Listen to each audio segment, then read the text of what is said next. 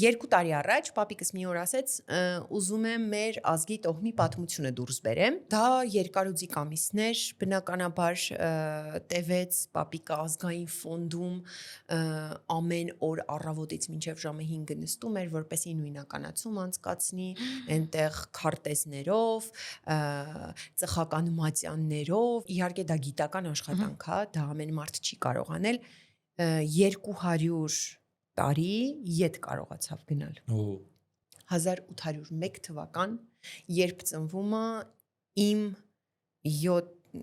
ժողովրդական լեզվով ասեմ, 7 պորտ ինձնից բարձր իմ ապու պապը։ Ու այդտեղից սկսեց գալ։ Երբ մի օր պապիկը ուղակի ինձ ասեց գյուղում էինք, ասեց ես քեզ ֆայլերը ամբողջությամբ ձեռագիր ժողովուրդ, ձեռագիր։ Ես ամբողջ գիշեր ուղակի ձայնով լացելով կարդացել եմ իմ պատմությունը, որ գյուղից ենք եկել, հիմա այդ գյուղը ոնց է կոչվում, ովքեր են այնտեղ ապրել, ինչ են արել իմ ապու պապերը, ինչ ազնվական կյանքով են ապրել։ Այնքան տպավորիչ էր։ Հիմա այդ գիրքը որ ձեռքս եմ առնում, ոնց որ ինձ թվա, չգիտեմ, պապիկը նստած կողքս իմ հետ զրուցում է, իսկ դա ֆենոմենալ աշխատանք է։ Ու գրքի ամենասկզբում պապիկս մի սիրուն տող ուներ, որ աշխարհում հիմա 2024 թվականն է, միջին հաշվարկով մեր 20-րդ սերնդի անդամը լույս աշխարհ կգա այս թվականի, այսինչ օրերին, ու տա Աստված, որ ինքը կարողանա կարդալ այս տողերը։ Չգիտեմ, ես շատ իմ համար դա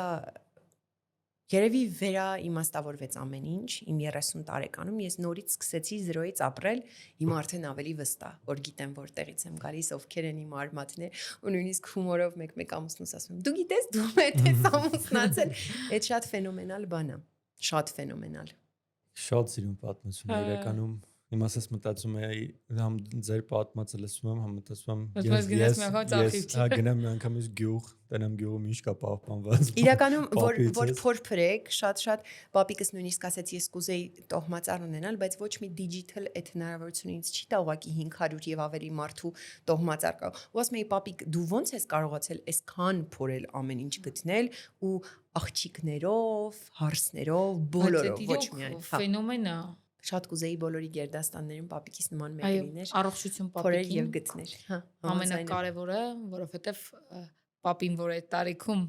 գտել է այդքան։ Եվ պապիկի կողքին կարող է պապիկը մինչև աշուն ուրիշ բան պլանա, որի ու պապիկի կողքին ամուր թիկունք տատիկ, դա էլ է շատ ֆենոմենալ։ Տատիկին էլ։ Դա ոնց որ նորից վերածնվեց, 0-ից քեզ ճանաչես։ Պատկերացնում եմ իրականում։ Նորից ասում ես Ավդալյան,